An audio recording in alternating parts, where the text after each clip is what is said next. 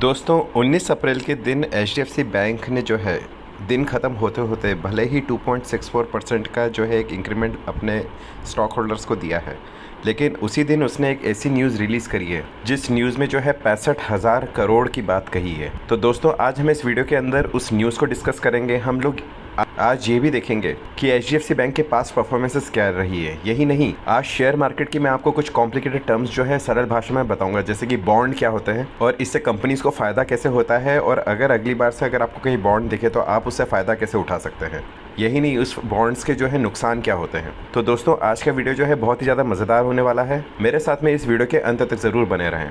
और जो भी लोग मेरे इस चैनल पर पहली बार आए हैं, मैं अपने हर वीडियो के अंदर इसी तरीके की जो मार्केट में बड़ी न्यूज़ और उस न्यूज़ का शेयर के ऊपर असर जो होता है उसको डिस्कस करता हूँ डिटेल में। और साथ ही जैसे कि मैं आज आपको जो कॉम्प्लिकेटेड टर्म्स समझाने वाला हूँ, उसी तरीके की स्टॉक मार्केट के कॉम्प्लिकेटेड टर्म्स जो है सरल भाषा में समझाता हूँ आपको, जिससे आप जो है बेहतर स्टॉक्स को चयन कर सकें और प्रॉफिट कमा सकें। तो दोस्तों अगर इस तरीके की इन्फॉर्मेशन आपको आगे भी चाहिए तो मेरे चैनल को सब्सक्राइब करके ऑल नोटिफिकेशन दबाना ना भूलें। तो चलिए दोस्तों बिना देरदारी की शुरू करते हैं।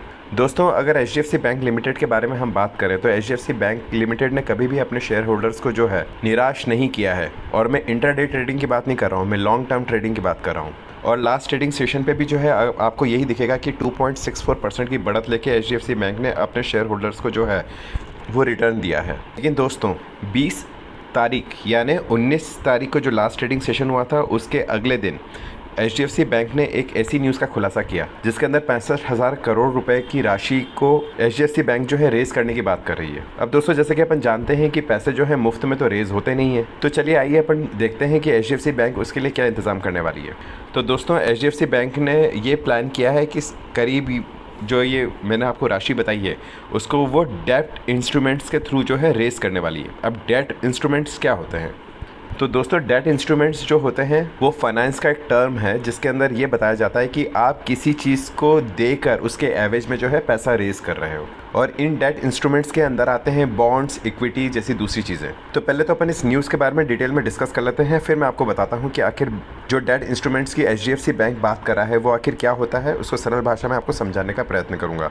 तो भाई ये जो 60,000 करोड़ का जो एचडीएफसी रेज करने वाला है पैसा, वो करने वाला है अगले 12 महीने के अंदर, यानी 1 साल के अंदर जो है वो पैसा रेज करने वाला है। अब ये पैसा किस चीज़ के लिए एचडीएफसी बैंक करेगा वो तो इन्होंने अभी तक क्लियर नहीं किया है, लेकिन इन्होंने अपने न्यूज़ में ये बताया है कि ये पैसा वो लोग जो है प्राइवेट प्लेसमेंट मोड के थ्रू करेंगे। मतलब ये पब्लिक के लिए इशू ना करते हुए प्राइवेट प्लेसमेंट करेंगे। मतलब कुछ जो पैसा रेज करने वाली एंटिटीज़ हैं जिन्हें प्राइवेट एंटिटीज़ कहते हैं, केवल उन्हीं के थ्रू जो है इस पैसे को रेज़ किया जाएगा। मतलब मैं आपको अभी थोड़ी देर में एक बात बताने वाला हूँ जिससे आपको ये चीज़ें थोड़ी और इजीली क्लियर हो जाए। पर ये पैसा क्या अभी रेज़ कर लिया गया है? नहीं दोस्तों, अभी जो है केवल सिर्फ बोर्ड ऑफ डायरेक्टर्स का अप्रूवल लिया गया है। तो अब बात करते हैं मेन चीज़ों की कि भाई आखिर वो किस किस इंस्ट्रूमेंट के थ्रू जो है इस पैसे को रेज़ करने वाला है। तो इस इंस्ट्रूमेंट के अंदर आता है एक तो लॉन्ग टर्म बॉन्ड्स, ठीक है, जो कि फाइनेंस करेंगे ये इंफ्रास्ट्रक्चर को और अफोर्डेबल हाउसिंग प्रोजेक्ट्स को।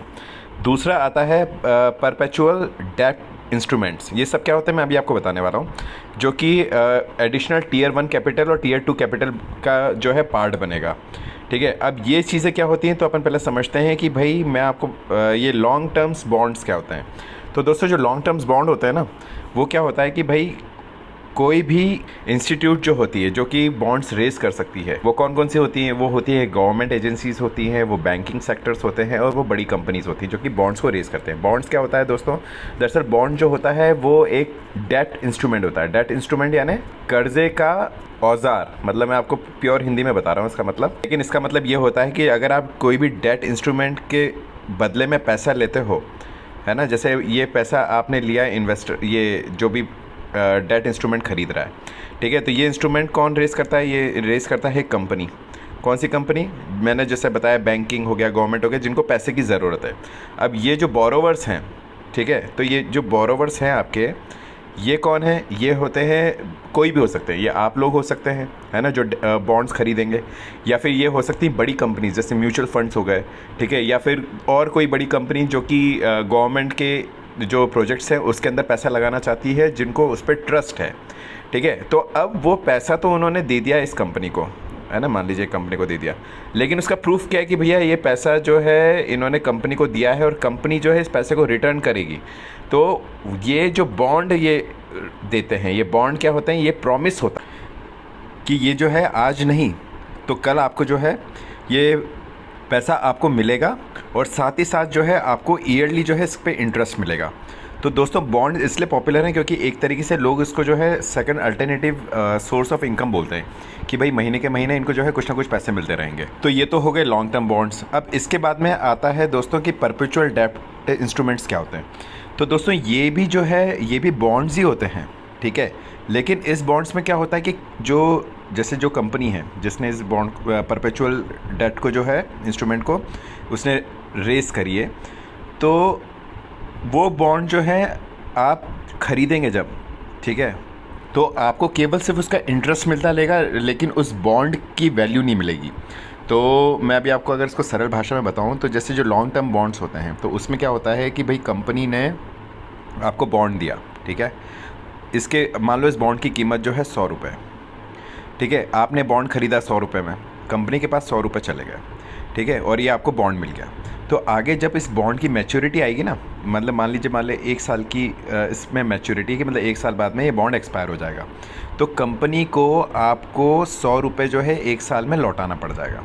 तो क्या हुआ इसमें, और उस 1 साल में आपको इसका इंटरेस्ट भी मिलेगा। मान लो इसका इंटरेस्ट जो है वो 10 रुपये है, तो मान लीजिए आपको वो 10 रुपये आपको साल के एंड में भी मिलेगा, और साथ ही साथ कंपनी आपको 100 रुपये भी देगी। तो आपके पास टोटल वैल्यू कितनी आ गई, 110 रुपये की, ठीक है। लेकिन जो परपेचुअल डेट इंस्ट्रूमेंट्स होते हैं उसके अंदर क्या होता है कि कंपनी ने जब बॉन्ड इशू कर दिया, तो आपने मान लो 100 रुपये में बॉन्ड ख़रीदा, तो अब ये 100 रुपये जो है ना जो आपने कंपनी को दिए हैं ये आपको कभी नहीं मिलेंगे, मगर उसकी जगह ये हमेशा हमेशा के लिए कंपनी जो है आपको मतलब वो इंटरेस्ट देती रही है, मतलब वो 5 रुपये जो है आपको हर साल मिलेगा, ठीक है। तो उससे क्या हो जाएगा, उससे ये हो जाएगा दोस्तों कि आपकी एक हमेशा हमेशा के लिए एक इनकम सेट हो गई है, ठीक है। लेकिन इसके अंदर रिस्क भी है, जैसे मान लीजिए कि क्या वाकई कोई कंपनी ऐसा तो नहीं कि वो डिज़ोल्व हो जाएगी, भाग जाएगी, इसमें बहुत सी चीज़ें आती हैं दोस्तों।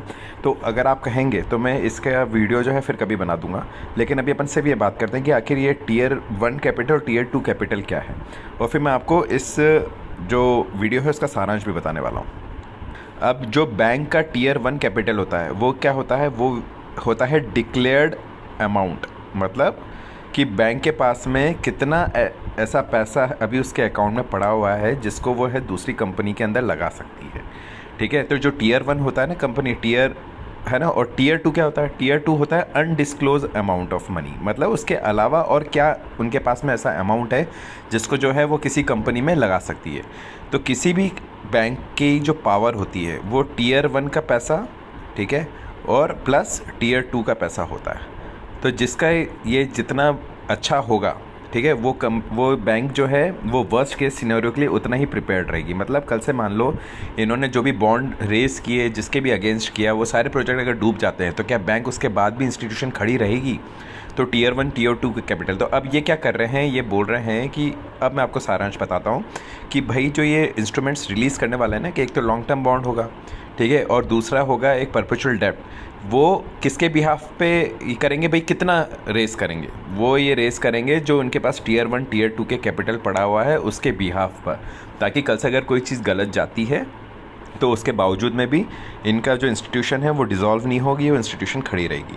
और वो टोटल अमाउंट कितना करेंगे ये लोग, अभी ये टोटल अमाउंट जो है करीब 60,000 करोड़ का अमाउंट जो है रेस करने वाले हैं, ठीक है दोस्तों।